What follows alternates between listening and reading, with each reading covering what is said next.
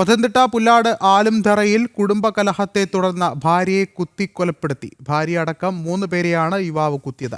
പുല്ലാട് സ്വദേശിനി ശ്യാമയാണ് കൊല്ലപ്പെട്ടത്. പ്രതി അജിക്കായി പോലീസ് അന്വേഷണം ആരംഭിച്ചു. കൂടുതൽ വിവരങ്ങളുമായി മിഥുൻ മുരളി ചേരുന്നുണ്ട്. മിഥുൻ, എപ്പോഴാണ് സംഭവം ഉണ്ടായത്?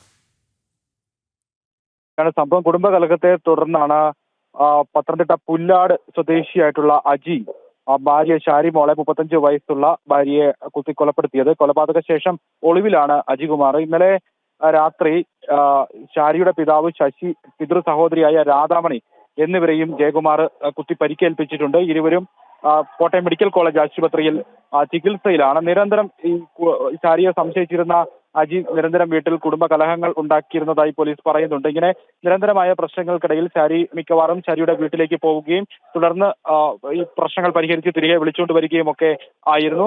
അതിനിടയിലാണ് ഇന്നലെ രാത്രിയോടെ ഇരുവരും തമ്മിലുള്ള തർക്കം വീണ്ടും വഷളാവുകയും ഷാരിയെയും ഷാരിയുടെ അച്ഛൻ ശശി, അദ്ദേഹത്തിന്റെ സഹോദരി രാധാമണി എന്നിവരെ കുത്തി വീഴ്ത്തിയത്. ഈ ഷാരിക്ക് മാരകമായ മുറിവാണ് ഏറ്റത്. അങ്ങനെ വലിയ രീതിയിൽ മുറിവേറ്റ് ചികിത്സയിലേക്ക് ആശുപത്രിയിലേക്ക് എത്തിച്ചു.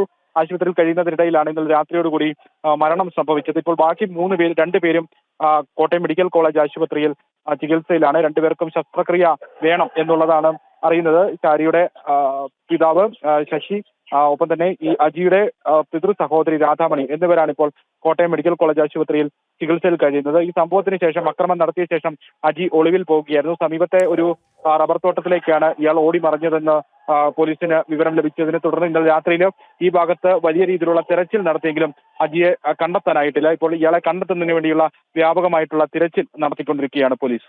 ശരി, മിഥുനാണ് വിവരങ്ങൾ നൽകിയത്. ശരി, എം മനോജാണ് വിവരങ്ങൾ നൽകിയത്. ഇടവേള.